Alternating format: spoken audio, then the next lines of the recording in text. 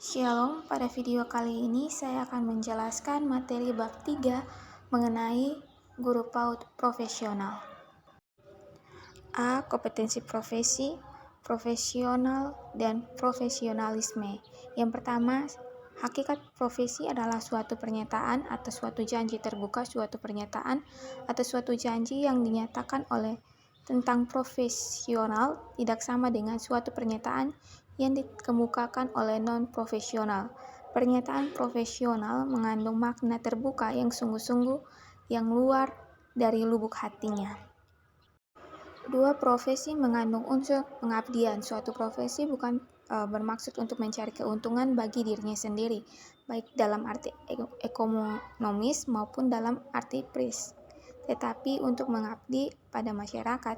Ini berarti bahwa profesi tidak boleh sampai kerugian, merusak atau menimbulkan malapetaka bagi orang lain dan bagi masyarakat.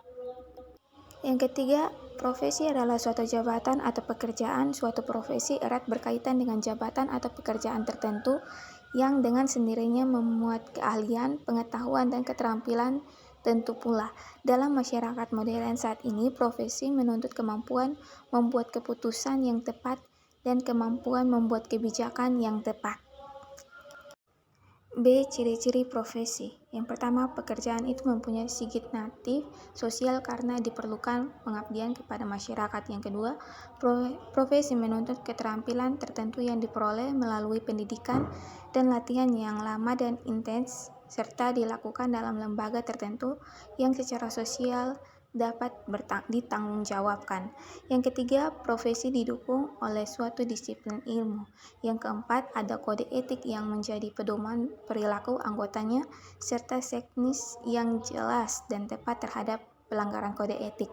Dan yang kelima, sebagai konsekuensi dari layanan yang diberikan kepada masyarakat, maka anggota profesi secara program atau kelompok memperoleh imbalan finansialis.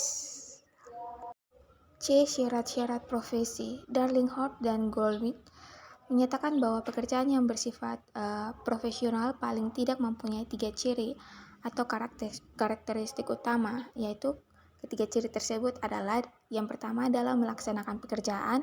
Penentuan ilmu yang melandasi profesi didasarkan pada kepentingan individu dan setiap kasus.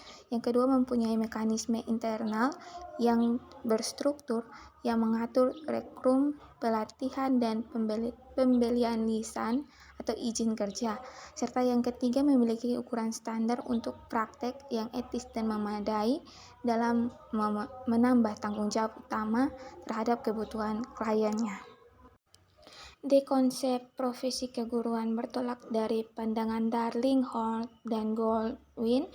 Pekerjaan sebagai guru dapat digolongkan sebagai profesi jika dilandaskan oleh bidang ilmu yang terkait. Dalam hal ini adalah ilmu mengajar atau ilmu keguruan, yaitu apa yang disebut sebagai dasar ilmiah dari seni mengajar. Artinya guru harus kreatif dalam melayani anak didik karena setiap anak mempunyai keunikan tersendiri. Disinilah letaknya seni mengajar yang sangat tergantung dari kemampuan, dan kenyataan pengalaman mengajar seorang guru. Dengan demikian dapat dikatakan bahwa seni mengajar berkembang seiring dengan pengalaman mengajar guru yang memang mau belajar dari pengalamannya. Artinya seni mengajar tersebut tidak didapat begitu saja, tetapi harus dicari melalui pengalaman yang panjang dan yang didasari oleh keinginan untuk belajar.